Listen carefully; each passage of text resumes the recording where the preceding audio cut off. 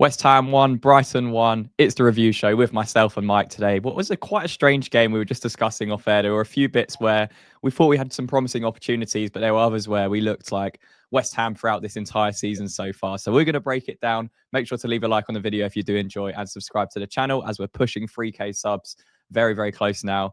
So every subscription is very helpful.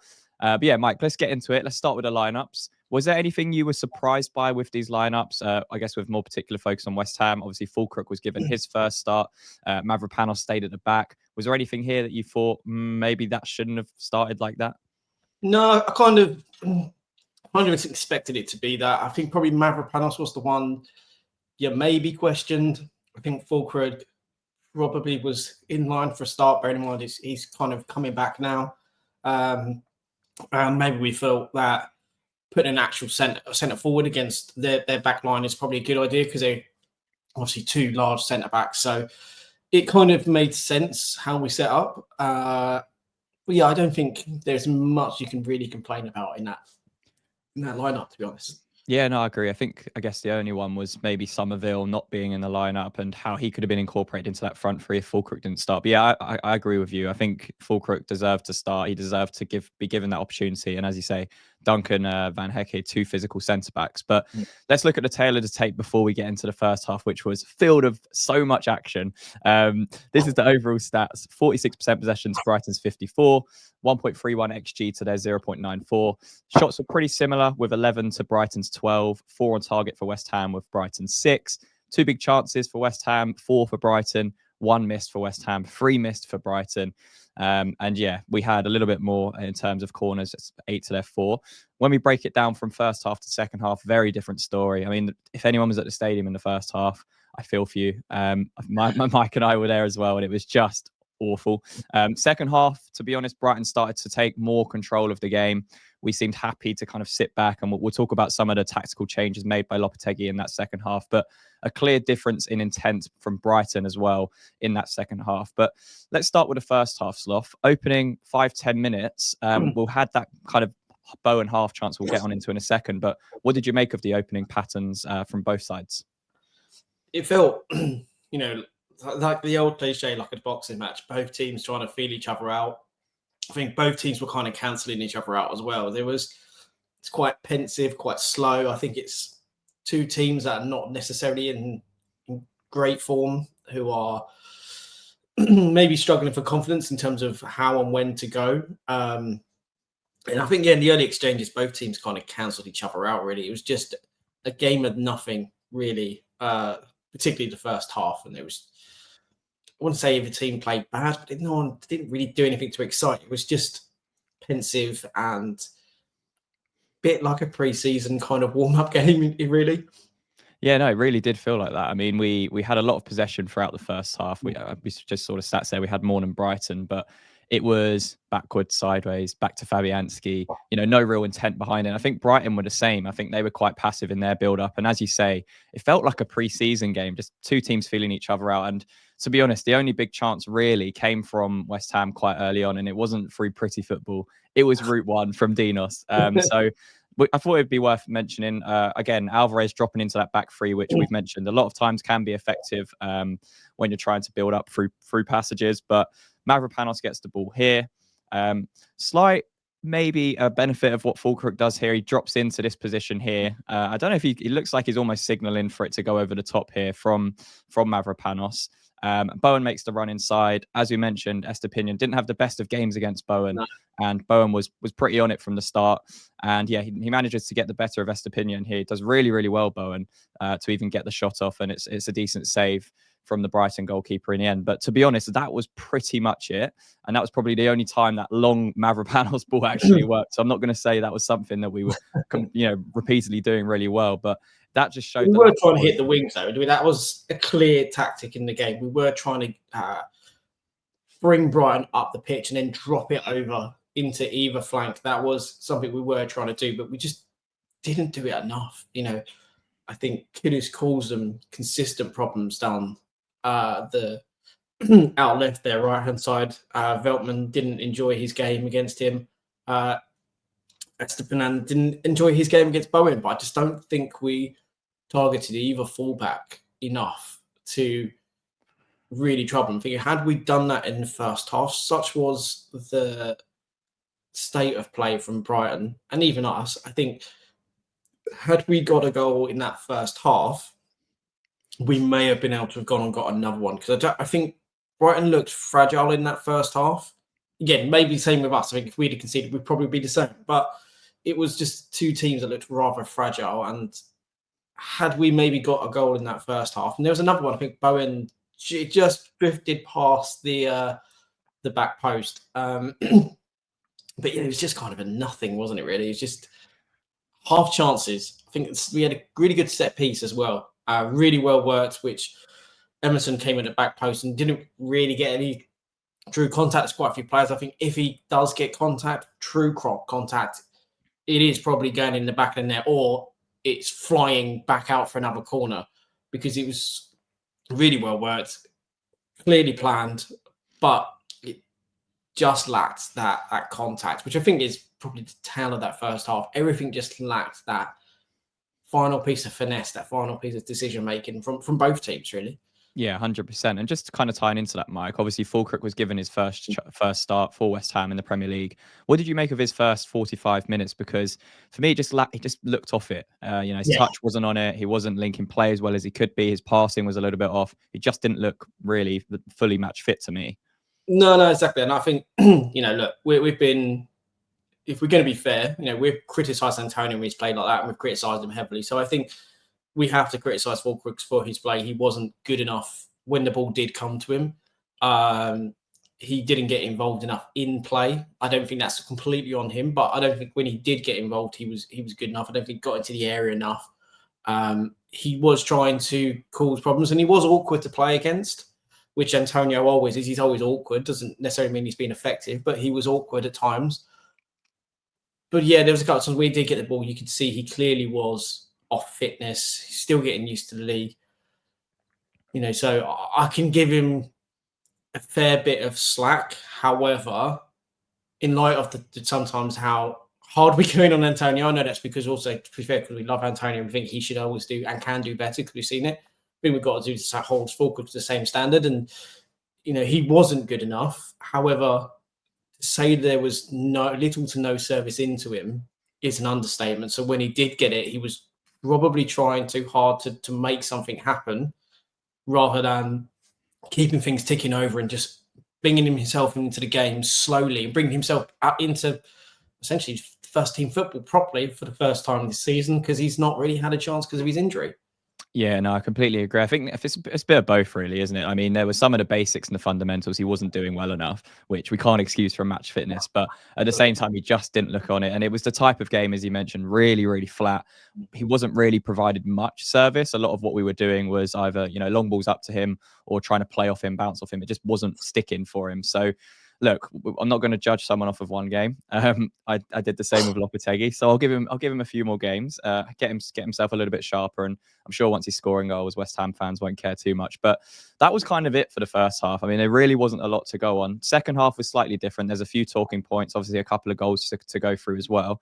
One thing we've repeatedly done, Mike, is not switch on early, whether it's the first half or the second half. And it's exactly how the Brighton goal came in that second half, within 5 minutes of the restart. So let's go through it, because it was pretty poor defensively. And obviously the end was what happened with Fabianski. So it's all initiated by an early corner.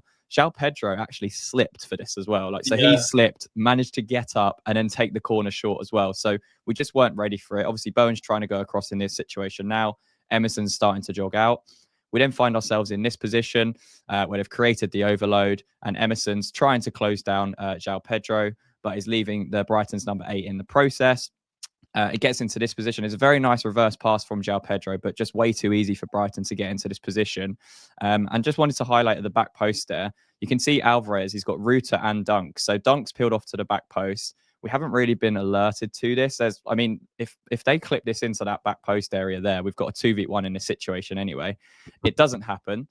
Brighton recycle possession of the ball. It comes back out to Estepinian. And again, we're still in this situation where Dunk is just hanging at the back post against Edson Alvarez. Alvarez knows he's there, but we're just not set for what's about to come. And then the ball comes in, and What are your thoughts on it, Mike? Because I don't think this is a foul. I think Dunk gets to the ball, and then obviously Weiser slots it home, and Brighton go 1-0 up within 5 minutes. But do you think that this part was a foul? No, not on other Sundays. It's pathetic from Fabianski, if I'm honest. Yeah. He just palms it. You know, in that situation, you know you've got Lewis Dunk coming at you. Why you are trying to palm it or trying to catch it, it is just punch it. You know, his arms are not even extended. If he's punching that, he's going to extend his arms.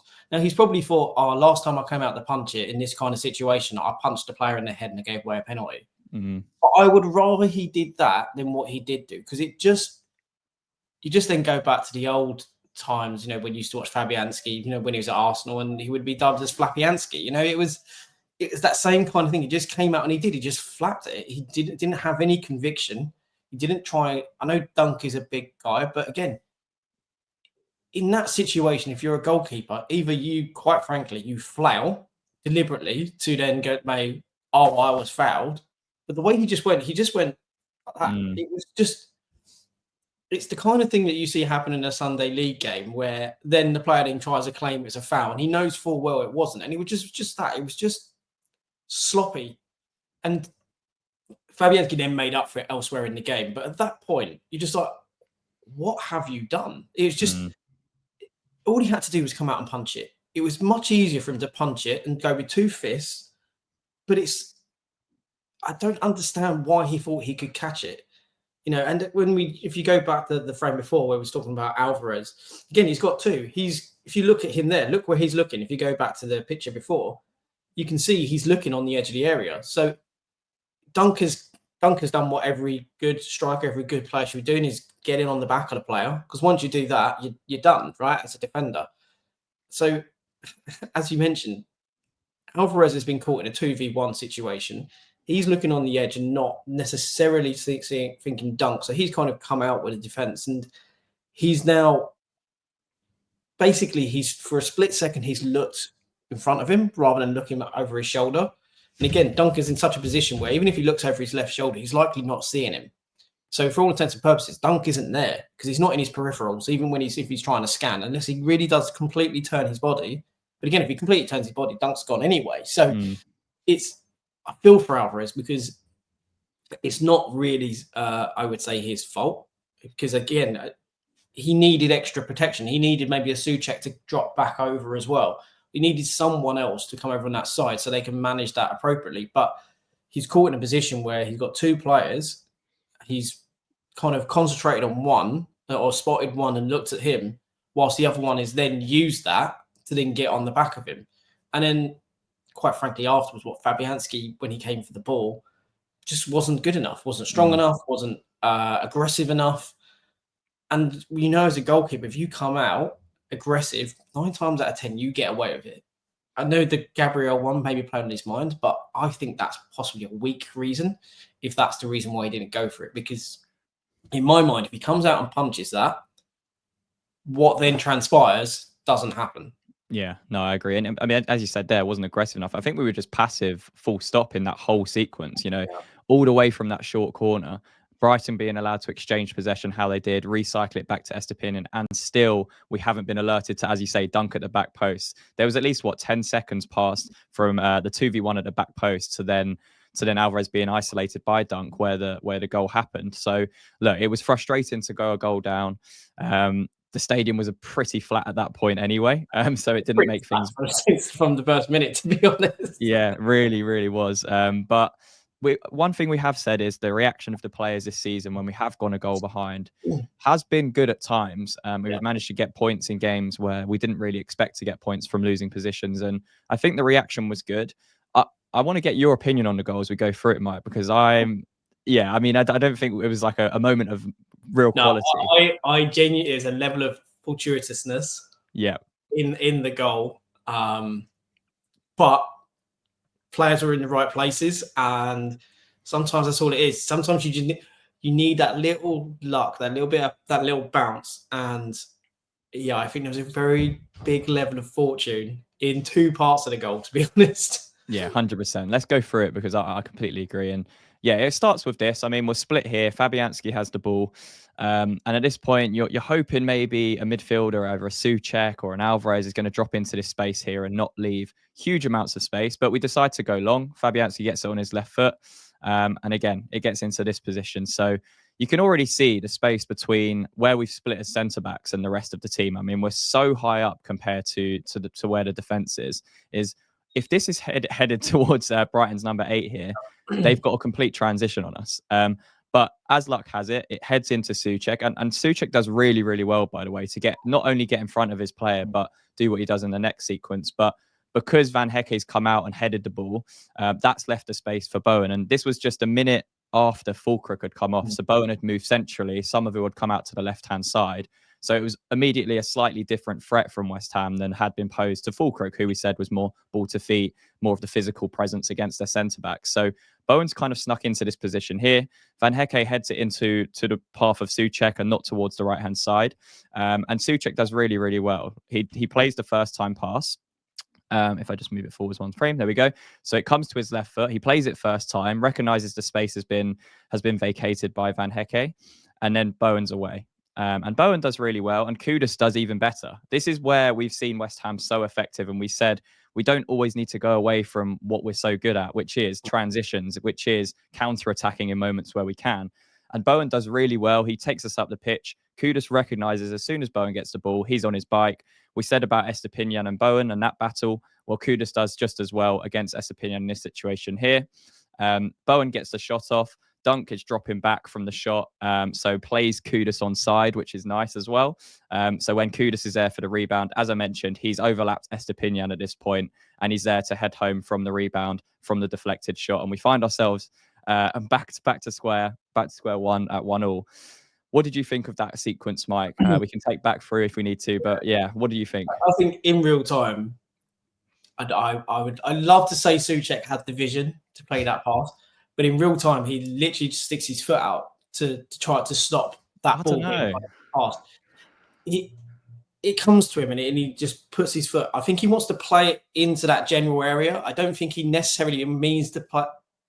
He's looking to play it as perfectly into the path as he does, because in real time, when the ball comes to him, he's battling with, I think it's Baleba. Yeah, his name. Gets in front and then he sticks his foot out. Like when you look at the still, it looks like an absolute pass. But I just remember in real time, gets in front and then it just kind of shunts his foot out to kind of, get the ball and play it forward. I don't think there was an intent to play it into Bowen's path, but I don't think there was necessarily, something that the picture opened up in his head. That's what he was going to do. He's not Lionel Messi. He's not turning into Lionel Messi. He did in the first half play an absolute Gerrard pass where he just picked up the ball and pinged it like he loves a ping. yards. And again, I will say though, I think Souček and Alvarez had a great game yesterday. I think Alvarez was incredibly disciplined. Apart from the goal situation where you can say maybe he had some level of fault, I think him and Souček ran their socks off in that midfield. And did, were probably had we not had those two, I'm not sure we would have got a 2-1 result, got the 1-1 result. But Bowen was great. He really intelligent. He drives and then he managed to slow himself down. It takes a slight deflection off a dunk when he has that shot, but good is his pace. And they say he recognised he needed to get in there. He did have that moment when he went for that header where I just think because he just seemed to just hang for a while the ball. And so did he in the air. That he's like, oh, no, don't hit him on the top of the head and just go over. It felt like one of those games as well where you'd have something like that, and we're just going to make the wrong contact, and it's not going to go in. And he got that in. And after that, we also at that point as well, we looked possibly the more likely to score because he gave us some confidence. I wouldn't say, it's just because Fullkrug come off. I think, again, it's just the fact that we had more pace because we had Somerville there as well. I think it played a part, to be honest, but as soon as that happened, as you said, like the crowd lifted. I think Bowen, there was one moment where literally a couple minutes after the goal, Bowen goes sprinting out across from centre-back to centre-back and we all press and, it gets the crowd going. I don't think we saw that from Fullkrug. Again, I think also, you've got to remember, Fullkrug is not fully fit and he doesn't have the same pace as Bowen. But I think that the three of Somerville, Bowen and Kudus obviously have a bit more playing time together, so a bit more aware of, well, when one goes, the other needs to go kind of a bit more. And again, Bowen has to lead by example. So when he does go in that central position, he is going to run harder to press because, again, he's not a screamer as a shouter, as a captain. So he has to lead by example. So he has to do those really unselfish pieces of running to get the rest of the players to move up and to kind of move forward and to do the same. And, it did have a direct impact, Fullkrug coming off, because also we had a man who was running in behind rather than coming short. So Yeah. the thing, I don't mind having a centre forward who comes short and looks to play that, but you've got to have players looking to get in behind and get close. And there was probably at times a bit fleeting in how often Kudus and Bowen was getting close to him. And I think had we maybe done that a bit more in the first half, we might have got more out of Fullkrug. But we do have this really horrible knack of when we've got a centre forward like Fullkrug, we just tend to just hit it long too much, too often.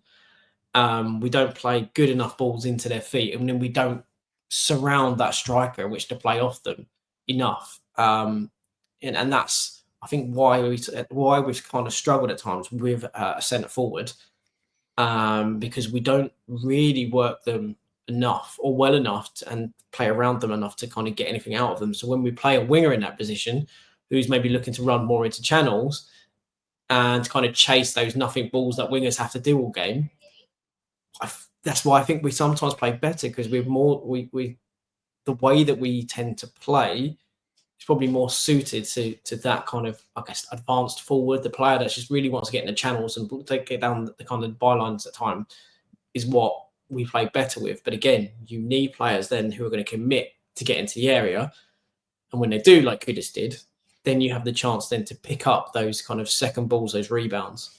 Yeah, no, I agree. And there was a big talking point before Brighton kind of had an onslaught of chances towards the end of the game. And I don't even think we need to go into it in too much detail. But for you, Mike, for me, it's a red card all day. Is this a red card for you? Yes. The simple fact of the matter is he leaves the ground. Both feet are off the ground when he goes into this challenge. He has zero control of what he's about to do, because both feet are off the ground. He's not planted. He's off the ground. His studs are up. He's hit him high on the shin, nowhere near the ball. The ball's well and truly gone, and he's hit him on the shin. His studs are up. As I say, zero control of what he's doing at this point. It's overly aggressive. It's serious foul play, in my mind. No, it is. And in fairness to the ref, his view was slightly blocked, but he pulls out, I think, because he pulled out that yellow card so quickly, is why VAR didn't intervene. And the only reason I can suggest that VAR would go, that is the on-field decision is correct, is because it wasn't done with 2 feet. And I think had the West Ham players reacted, the whole team reacted, and the bench reacted, and everyone would have refused to play, I think then VAR may have changed. But because it was only a couple of players that did it, no one went aggressively at the player, and none of the players went aggressively towards red. I think that's maybe why VAR allowed it. But you have to then look as VAR and go, the ref can't see clearly that contact. What you can see from the VAR room is he's jumped up. He's left the floor. He doesn't have one leg, kind of grounded slightly. His toes are not kind of turned down.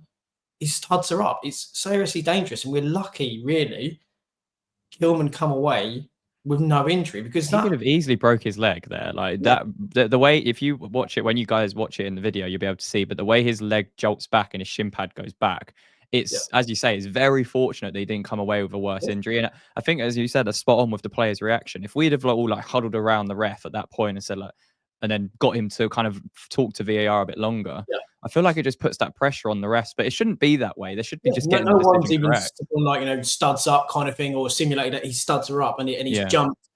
It just is a pure calamity. I don't like advocating for red cards, but the fact of the matter is, if one of our players did that, I'd be like, look, that's a red card. I was sitting there with my dad at the time, and I went, if this goes to VAR, he's getting sent off. There's no way a ref will really look at that and go, no, my first decision was right, because the player's just not in control. That's just the easiest way to put it. He's just in zero control of what he's about to do. And had West Ham player did it, I'd say you're an idiot and you deserve to be sent off for that. And I think VAR has copped out They've made the referee look bad. And I think the referee didn't have the best game. He made it incredibly bitty with giving away silly, soft fouls consistently throughout the game. But the ref was not in the most ideal position. And that's not necessarily actually his fault in this case. But VAR should have supported him and helped him with that rather than going, oh, no, your decision's right, because it wasn't. If Max Kilman were going to have been stretchered off and VAR said, oh, it's right. So the guy's had his leg broken. It's not a misfortunate or mistimed challenge. It's a player who's done a desperate lunge, studs up, and wiped out a fellow professional and potentially, hurt their career. Yeah. Fortunately, that didn't happen. But these are the situations where VAR referees should be doing their job properly and protecting the professionals on the pitch. And that, in that instance, that's basically taught the player that he can do that again in another game, and that's fine. He'll probably get sent off in the next game if he does that. Yeah. But that's the inconsistencies and the frustration when you watch instances like that. Yeah, no, as you say, like if he'd actually broken his leg, like what would their response been then? It doesn't make sense that just because it wasn't that it makes it a yellow card. Oh, really sorry. Yeah, we probably should have set him off. He's like, well, that's no good now, is it? Exactly. But it was also came at a point where, as you say, it was before Brighton was starting to build that momentum up. So it would have changed the game we might have been able to go on and got a winner. So it's a point where it's at a point where it's quite critical in the game. But it didn't happen. We moved on. We switched to a back five, Mike. Obviously, Ollie Scholes came back into play. I played left wing back. Kufel went to right centre back. Wan-Bissaka out to wing back. So we kind of played that 5-2-3. And yeah, I just think it immediately gave up so much space and time for Brighton. It was quite a passive substitution, and we weren't really effective when we did get the ball at being aggressive with our fullbacks or wing backs, I should say. And we kind of found ourselves in this situation and got isolated and allowed Brighton to just start to dictate tempo and create chances. And that's exactly what happened. And yeah, as we move it forwards here, I think we just became very disjointed. And, in this situation here, the ball kind of comes out to Minter. Scholes is obviously tracted to the ball, so he's pushing out. Somerville's ready to jump. Kilman's pushing out of the back line and Alvarez pushing out as well. But then you've got the inconsistencies of Todibo, Kufal and Wan-Bissaka. They're kind of just stationary walking out. So either you're all jumping out and Kilman, you should be leading that or kind of ushering with that team, or you should be staying in a little bit more structure. Otherwise, you're just going to end up with such an easy kind of outlook. And Minter does really well. He literally just plays a simple pass into Van Hecke here and makes the darting run. I think Scholes gets caught out a little bit here, to be honest. I think that just comes with a little bit of naivety at this age and, what to expect from a player like Minter, who we highlighted in the preview, has just been so fast and so electric. So he's just come onto the pitch. But you can see like the back five shape there. That's just not good enough. And it's just so easy for Brighton to play over the top here. They get into this position. And to be honest, we're very fortunate that this doesn't end up in the back of the net. I still can't work back why it didn't go in the back of the net. It's just, because I sit essentially on the top end of that picture. I sit just in that area, just there. Just watching it again, that's bobbling in. When it took that deflection off of Kilman, you just look at, that's going to bobble it. And it just hits the post and just harmlessly just kind of rolls back across and into Fabianski's arms. It's just like one of those moments we think, Jesus Christ, we were lucky. And so you lucky. I think Scholes showed his naivety there. It's going to happen if you're going to play a kid there. And I think, again, he looked comfortable against Bournemouth, so I understand why you then felt, I should bring him on. Interesting that he's brought him on ahead of Cresswell. He's playing ahead of Cresswell as well. I guess to go into the back five, he's more of a winger, isn't he? And I felt for Scholes because he's playing against Minter, who is lightning quick, and then there's Lamptey also on that side, who's lightning quick. And you just think for a young kid just coming in, obviously you're going to have to deal with these ordeals and get used to it. However, the complete change of shape as well to the back five absolutely killed us. And it killed us because our midfield couldn't cope. All of a sudden, Souček and Alvarez are going to have to cover so much more ground. And, as I say, I think the midfield three did a lot of donkey work in that first half and second half. First half in particular, because I think that's how we kind of really stopped Brighton from playing because, Paqueta did a lot of work, running a tightrope the entire game. And I think he did very well not to get himself sent off because he was getting involved in a lot of challenges and getting himself involved in the defensive side, and I think he was at times borderline in terms of whether he's going to make a foul or not. It's always borderline. Yeah, I know. Yeah, I know. I was constantly sitting there with my heart in my mouth, but I think he was incredibly disciplined with his yellow. Once he went off and we didn't bring on maybe Soler, it was just an uphill struggle because that midfield, you say, we conceded too much space. We had 3 playing up front, 2 midfield, and the 2 guys were just swamped. Alvarez and Souček ran themselves ragged yesterday and worked incredibly hard. And when we made that change, it killed them because all of a sudden they had less support. It would have been a better idea, in my opinion, if you'd have put Scholes in there, in that midfield 3, told Alvarez to sit there. Ollie Scholes has played centre mid for the youth team, quite successfully for quite a lot of the period. I think Scholes did actually have one really good moment in the second half where he got himself in a position on the inside the box, I think, and he put in a cross. I think had maybe been off a bit longer, or maybe if he was maybe a more established team, I think he would probably have had a shot because he was in a good position where he could have just taken a tap and then kind of whipped it across goal. I think because obviously being a young lad just coming in, he felt he had to try and play it across. But yeah, I felt for Scholes because it was one of those. He's come in, you've chucked him in essentially where he's going to be. The rest here, Mike, like Todibo, Wan-Bissaka, Kufal. Like, how has this got to this situation here? Basically, what's happening? He's got Enciso, I think he's the blonde guy that kind of just sitting behind. I think that's going to be Alvarez and Somerville. Obviously, he's the one. He's attracted Kilman out, which is again, Kilman's just followed the player. So instead of really telling Alvarez maybe to drop in and cover him, or telling Somerville to come across and sitting in, again, Todibo is not marshalling. If he's going to sit in that middle of the 3, I think the middle centre back has to be the one commanding that back line because they're the ones that can see on either side, and arguably they're the spare defender in every situation, right? So he should be the one commanding that line. Sufal is going off on a merry jaunt as well. Wan-Bissaka's just jogging out. You come out. We didn't move as a back line, and I think when we went to that 5, we had no idea of how to work in that 5. And I don't think there was a known person to be the leader of that 5. And for me, if you're a manager, you say whoever sits in the middle of the back 5 or the back 3, he is the person who marshals. He is the person that directs traffic. Mm-hmm.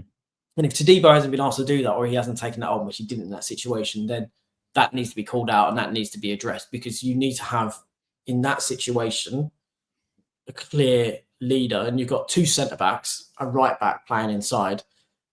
It's just, it just causes us problems. Hence why we then switched back. And I think we moved Scholes up into midfield. I think we moved him to right. Towards the end of the game, yeah, we went back to a back 4 and Scholes went to the right. Because it threw us out and disorientated us so much. And it hurt the midfield so badly by just going to the 2, and then by taking out, essentially the 10, it just harmed us so much and took away any momentum we had.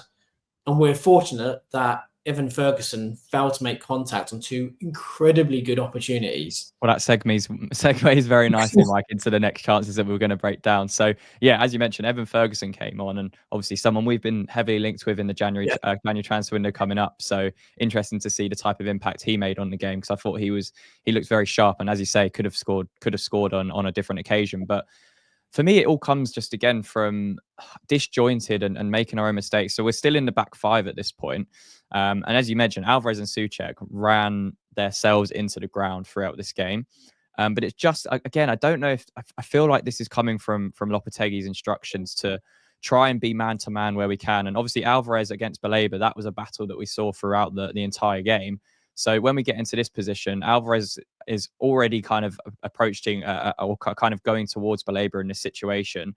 But it just leaves us a little bit disjointed. And the spaces between the midfield and defence are so big, especially in the 90th minute. Look, I'm going to give the players a little bit of leeway here because we're in this situation. But I've seen this happen in the 2nd minute of a game. So I don't think it's all to do with fatigue. The gaps between our lines are so pronounced. Our midfield is playing fairly close to our forwards. However, our defence is sitting still so deep. Yeah, they so don't the push problem up is when you do lose the ball, if we're not going to get the ball back within the first or the second press, we're then exposed. And that's been the story of the season because, again, our back line and our midfield, the gap between is so pronounced. And unless you're going to have, say, N'Golo Kante, who is incredibly quick and great in the tackle, you can't really get away with that because they can cover the kind of, the horizontal line and shimmy backwards and forwards to kind of snap up any kind of, pass played into that space.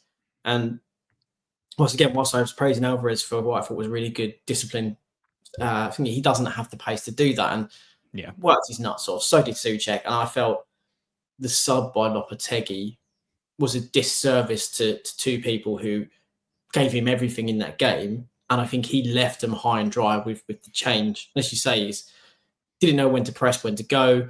You can't leave who's arguably one of been Brighton's best players this season, who has dictated tempo, time and space. Yeah. So Alvarez is in an awkward position there of, well, I need to probably drop back because João Pedro is, dropping off into that position. And if I allow him if I allow it to go there, then they've got a player who can dictate and play passes. So you're then causing, due to the subs we made, you're causing indecision in your own team and you're doing them a disservice and not allowing them in which to go and play, and it's essentially to get yourselves back into the game when you're starting to lose your foothold. Yeah, no, I agree. And as you say, it's whether you know when to jump or not. And as you say, so many times it will be the defense kind of stays the same. We've seen it with Lopetegui throughout his managerial career. It wasn't even just at West Ham. We've seen this. There's been clips when he was at Porto, when he was at Real Madrid. His defense will almost stay, but the midfield and attack are going up. And how many times have we seen this season? We've been caught in those transitions. And look, Balaba's a fantastic player. I thought he played really well against us yesterday. Yeah. So all he has to do in this situation, as you said, Alvarez isn't the most mobile, isn't the most agile. He literally just fakes to go left and brings it back onto his left foot and takes the ball past Alvarez. And, Wan-Bissaka here is kind of stationary. We mentioned who had an up and down game. And then Brighton find themselves in this situation where Balaba's just kind of powered past Alvarez. We mentioned about the gaps between the defensive line and the midfield here. And it's a simple pass out to the left-hand side. And Ferguson does really, really well. So if I just bring this back here, you can see where he is. Todibo, for me, was really, I don't know, I saw people praising Todibo's performance yesterday. I didn't see it personally. I thought he was lazy. I thought he wasn't marshalling the defense. I thought when we were playing the back five, he looked the weaker of those back three. And I just feel like he kept getting caught out of position and in this situation. And look, Ferguson ends up pulling off of Kilman in the end. And it's a great ball in from Estepinian. And as you said before, Mike, on another day, Ferguson taps this in and Brighton go away with the win in the 90th minute. But that should be a goal. Really, he should be making contact with that. And as you say, he runs off of Kilman. Kilman, again, I just don't think there was any communication. And at times when I watch the way we play with Todibo or when we go into that back three, it seems to be like we want him to be the aggressor and to come out of the back line. But again, I just don't think we're very well drilled in it. So people don't know where to stand and where to be. I do think Todibo is far more comfortable and far more. I feel far more confident when we're in a defensive situation, defensively on the ball with him than I do with Mavropanos, or even when we're trying to build up. I agree, defensively at times he was pulled out, but again, I think it's also part because he seems to be asked to be an aggressor and to step out more off the line. And again, it's the way it fundamentals yesterday, Mike. Like times where he's walking and just not that. That's fundamentals as a centre back. Yeah, again, he has been. If we're going to give him slight benefit of the doubt, we'll say he's obviously not been playing very much. He has been injured and been ill, so he's probably still trying to get himself back up to a full level of fitness. But again, there's no reason why he can't run. But we said the same about with Wan-Bissaka. He had times where he was absolutely brilliant. He saved our bacon and gone a good few times with some last-ditch challenges, some brilliant kind of clearance off the line, literally in like almost the last minute. Yeah. But also he frustrates in how often he just jogs back, or even when a ball's played forward, sometimes it just kind of jogs and doesn't sprint for it. And let me just pull this forward, Mike, because for me, this is so we just had that Evan Ferguson chance. He's missed the ball, and then it goes out, and they almost have another chance 10 seconds later. And the ball comes out to here. This is what I was kind of mentioning about Todibo. So the ball's come across, and again, this is a still, so you can't really see it, but there's a good like 5 or 6 seconds where he's kind of just walking out from this back post area here. Like that shouldn't be happening. And again, we mentioned about Skulls having a difficult game. Minte, I thought was electric when he came on, was really direct, really good. He gets the better of Skulls in this situation, brings the ball in. And then, okay, Tadebo's reset. So he's got Ferguson in his sight here. He's kind of squared up, which isn't. I mean, he's allowing Ferguson that run onto him, which I don't like. I don't like that couple yards of space, but at least he's aware of where he is. We bring that forwards here. The ball comes in, so Tadebo's put an arm out, trying to stay touch tight to Ferguson, which is great. But he's not aware of the ball coming in. He's too busy kind of looking at Ferguson in this situation, and then not knowing when that ball's going to arrive. And Ferguson makes a really good run across him. And again, he was inches away from getting the header in contact here and making it 2-1 to Brighton again. So it's that type of concentration, that type of understanding that I don't think Tadebo had yesterday. And I don't personally think that comes down to a lack of fitness or a lack of game time. I just think that's just not good enough. I think he has to be held accountable for that personally. But what do you think, Mike? Because I just don't think that's good enough as a centre back. Yeah, like you say, he's far too concentrated on the centre forward. And if you're going to be in that position where you're going to put your arm out, either get in front of him and get a strong arm there in front and try and control him that way, or you essentially just either wrestle, in the right kind of way. But if you're going to be putting your arm out to get contact, you then also got to be watching the ball. Because then if you've got your arm out and you can feel where the player is, you don't need then to be still looking at the player. You can watch where the ball is. So then if you've got that situation underhand, if you've got a feel for the player because your hand is on them and you've got contact, then you watch the play and then you get yourself in position. There's no reason why Tadebo should be second to that ball. Other than the fact that, as you can see in that steal, Evan Ferguson is actually moving forward. He has actual momentum, so he could do that. But again, this is the point I made. If he's coming towards that front area and you've already got a touch on him, you need to get a strong arm in front. So really kind of try and limit that a bit more. But because it's kind of neither here nor there, it then ends up being a fantastic opportunity. And Brighton could have and probably should at the end of the game won it, because they had the chances to do that. Evan Ferguson did come on and and I would look at that and go, well, if we are going to get a loan for Evan Ferguson, that's quite promising, because he's everything we want Fullkrug to do in terms of that, can play that target man piece. But then he does the things that we've seen Bowen do, which is he can run in behind, he has pace, he's able to get in those positions. Yes, he's obviously got to finish these things, but we've seen Antonio not even finish his dinner at times as well. And every other striker we've had. Every single West Ham striker ever to play. It's not exactly going to be a non-West Ham centre forward if he can't time to time. But I looked at Ferguson and I was like, that could be the winner. When he came on, he did look like he could have been the match winner for them. I think in the last part of the game, we struggled. The switch to the back five killed any momentum we had and killed any kind of play we had at all. And I think Lopetegui lost that second half by making a poor decision. I think some of the attitudes of our defending is coming about through how we set up. Mm-hmm. Players have got to do better and do more.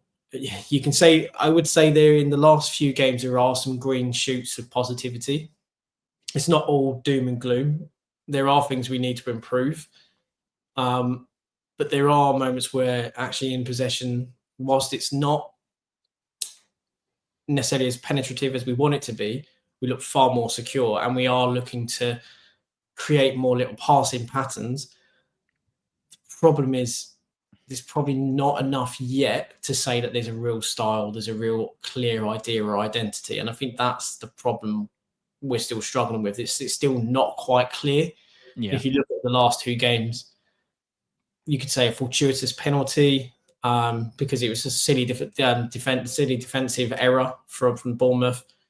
This one, again, you could say it's an error from Van Heck to step out as much as he did, and we got a good deflection, which made it more difficult for the goalkeeper to save. And but again, good play, but there's some, you can say, some levels of fortune in there. I think it's only so long you can rely on that. And the next game is Liverpool, and I think that is probably a slight bit more of an acid test of. Yeah, I think we've got Southampton, don't we, Boxing Day, and So then we yeah, have Liverpool at home. yeah. If we can, we've got to go to Southampton and win. Yeah, I think. you have to win that game. I don't think a draw is an acceptable result. No. You have to go there and win, and then against Liverpool, see what we can do. I think Liverpool will enjoy the spaces that we afford teams. And that, let's say that they can enjoy the game. That's what they'll do. They'll enjoy the game. Yeah, and that's the concern, because we have such big gaps between our midfield and our defence. And if you look at what Brighton did in the second half, yeah, where they exposed those gaps, and pretty much every team has this year, we need to close that gap between our midfield and our defence. Either the midfield needs to drop back a couple of yards, or the defence has to step up forward a couple of yards. Either way, it could make it more interesting, because it could make us more exposed at the back. It could make us maybe even less potent in attack. But what I would say is this seems to have been, for certain players like Mo Kudus, for example, seems to be getting back some of the freedoms that he had. He seemed to be allowed to run with the ball a lot more, seemed to want the ball a lot more, and to kind of try and carry possession as and when he could. Bowen's playing well at the moment.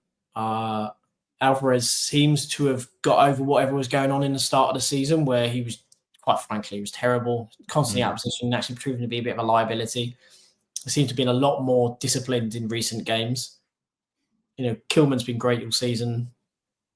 Wan-Bissaka does great things, and then he jumps around and annoys the hell out of me, but he has been doing quite well. Fabianski's, bar that mistake, has actually been absolutely rock solid for us since coming back into the team. So there are some green shoots in there. Yeah, they're very small at the moment, and we desperately need to beat Southampton. And then in January is going to be vitally important. We need a dynamic, pacey centre midfielder. We need another centre forward. I'm all right. I'm kind of okay with the centre backs as they are. I think we kind of just go with that as it is. But I think centre midfield is a massive one. Centre forward, if we're only going to make 2 changes or bring in 2 players, they're the 2 that I'd go for. I think we've said it so many times. We miss that dynamic centre midfielder. If we can get that, then I think we will see our fortunes change, because our midfield is too slow. Yeah, no, I completely agree. And as you say, it's 3 games unbeaten in the Premier League now. So, on paper, there are those small kind of increments of positivity. But as you say, it's just whether it's sustainable. That's the question we're always going to have under Julian Lopetegui and the way we're playing at the moment, because there's moments where we look great and we've got energy and, we're trying to do things, but there's times where we're just so poor. But I think against Brighton yesterday, it was kind of a mixture of both. I think the first half was just so flat from both teams. The second half, obviously, Brighton's first goal, we just switched off to it. And it's, again, a silly mistake from everyone involved, and obviously Fabianski at the end. We reacted well. So to come back into the game, that's definitely another positive. And as you say, we've still got that threat with Bowen and Kudus and transition. And, Kudus' willingness to get into that position. He could have easily just watched Bowen, take it on himself. But he made it, very apparent to himself that he wanted to get into the box and score a goal. So I don't think the attitude of the players in general across the team has been completely terrible. I think the attitude's been quite good. I think the reactions have been quite good. But as you say, there's moments where Wan-Bissaka, how many times yesterday he was really good, outstanding, last-ditch tackles, off the line in the last second. But there's times where he's walking or, not looking interested and leaving players running. And it's the same with Todibo. There was times where Todibo looks good. He looks good on the ball. He was playing it out of, as you say, we get into a difficult situation, but he plays a nice pass out and just relieves that pressure. But then there's times where he's switched off. So we just need it to gel. I think there's so many kind of chopping and changing at the moment with the team as well and personnel. We haven't really had a settled 11 for a long period of time. So once we get that, once we do have players, obviously we're going to be missing Paqueta for Southampton now because he got that book in. But I'm with you, Mike. I think we need that ball carrying midfielder, energetic midfielder to come in January, and striker as well. Someone like an Evan Ferguson, I think, would be perfect, even on a loan with an obligation to buy or option to buy at the end of the season. So it's Christmas. Let's end on a positive, Mike. Who was your man of the match from the game? Who do you think stood out? For me, it's a tough one, but I think Wan-Bissaka's definitely up there. But again, there was a few moments that let himself down. I think Fabianski would have been up there if he didn't make that mistake. And obviously got like Bowen and Kudus as well. So who are you going to pick for man of the match? I think I'm going to go for Kudus just because he seemed more like his old self. He got the goal that earned us the draw, and he was very direct, positive when he did have the ball. So I'm going to go for Mo because he got the vital goal for us. For me, I also think Alvarez was quite up there. I think he had a really solid game. I think he was incredibly disciplined and allowed us to play at times. I guess you say Bowen was doing what Bowen's been doing for the last few weeks as well, so he's very highly up there. And again, Wan-Bissaka has fantastic moments, and then moments that completely frustrate the hell out of me. But yeah, it's got to be Mo. I think that's the fair one. Yeah, no, I completely agree. I'd go with Kudus as well. And as you say, was the decisive goal in the end to get the point for West Ham. So look, we go into that Southampton game on Boxing Day, 3 games and unbeaten in the Premier League. So hopefully we can build on that momentum and, as you say, get 3 really important and needed points against a really struggling Southampton side. So let us know down below in the comments, what did you think of the draw against Brighton? Again, notoriously a bogey side. So is it a bad point in retrospect? I don't know. I think we'll definitely take the point. I think Brighton will be a little bit more aggrieved by dropping a couple of points, but look, it's a good point. Something to continue to build on. Unbeaten in 3 games, as I mentioned. I think 5 points from those fixtures, I think most fans would have taken. So again, let's try and build on that momentum into Southampton on Boxing Day. But yeah, that's going to be all for today. Leave a like on the video. Subscribe to the channel for more content. And Mike, until the next one. Come on, you